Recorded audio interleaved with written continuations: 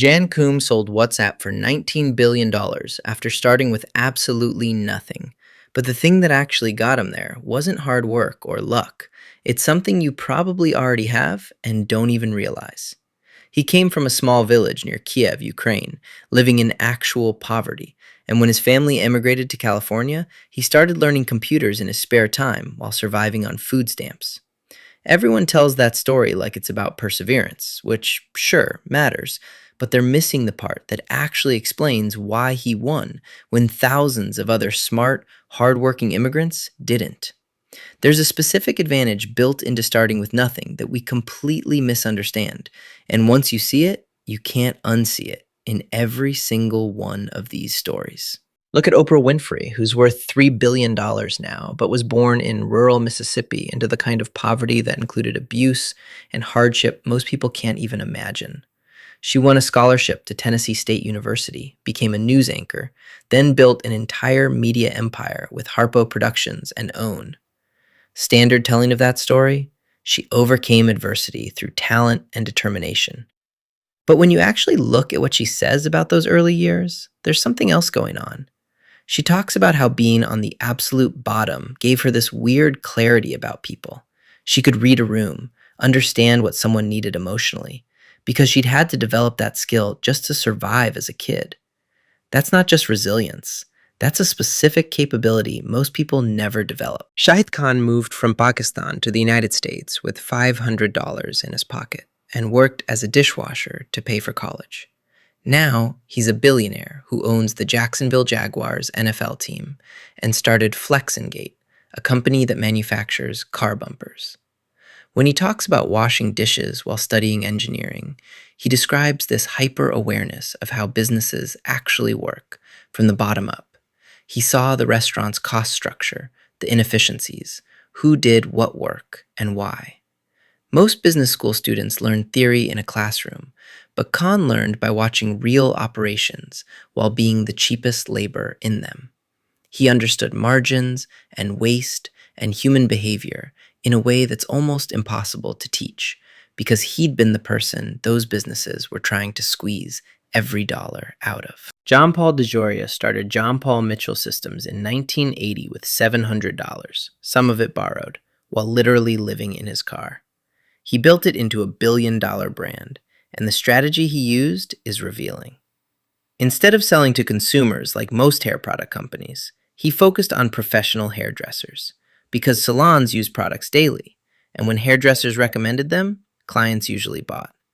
That seems obvious now, but it's the kind of insight you only have when you can't afford to waste a single dollar on the wrong approach.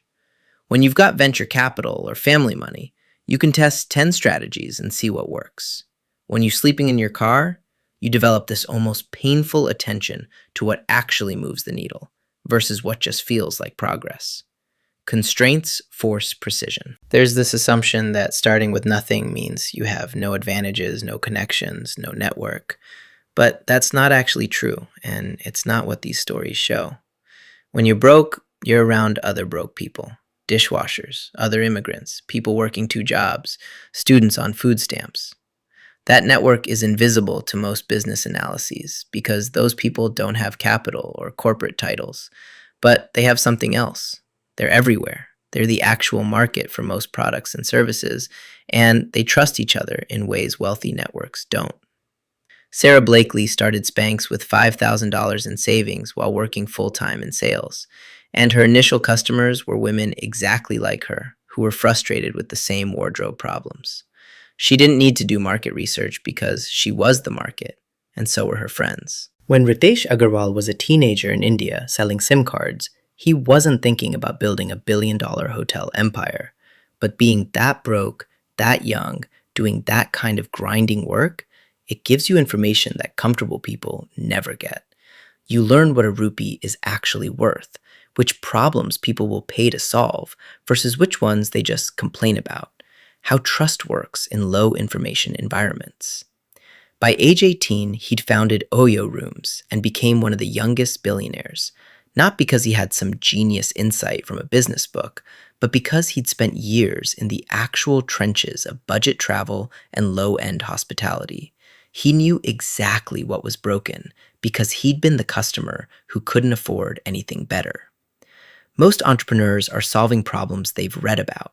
These people are solving problems they've lived. So, what's the actual advantage? It's not that poverty is good, obviously. It's brutal and unfair and creates barriers that stop most people. But for the tiny percentage who make it through, they've developed something that's nearly impossible to build any other way: a complete absence of theoretical thinking. They can't afford to believe their own narratives or get attached to ideas that don't work because the feedback is immediate and painful. When DeJoria's sales strategy failed, he didn't have months to pivot. He had days before he ran out of money. When Kahn's understanding of business costs was wrong, he felt it in his ability to eat that week. That creates a relationship with reality that's incredibly rare in business, where most people can be wrong for years and still survive on funding or family wealth or corporate salaries. Starting with nothing means the world teaches you, hard and fast, and you either learn or you're done. If you're watching this and thinking you've got nothing, or you didn't go to the right schools, or you don't have the connections, you might actually be looking at it backwards. The question isn't whether you can overcome the disadvantages, it's whether you're using the advantages you don't realize you have. You understand something about the world from where you're sitting that people with money and credentials genuinely don't. And there are problems only visible from your position that nobody else is solving. The trap is thinking you need to become like the people who started with everything before you can build something. You don't. The entire point of these stories is that the capabilities you build from having nothing are different from, and often better than, the ones you get from having everything. So pay attention to what you actually know that others don't, because that's probably worth more than you think. If this changed how you see your own situation, a like genuinely helps.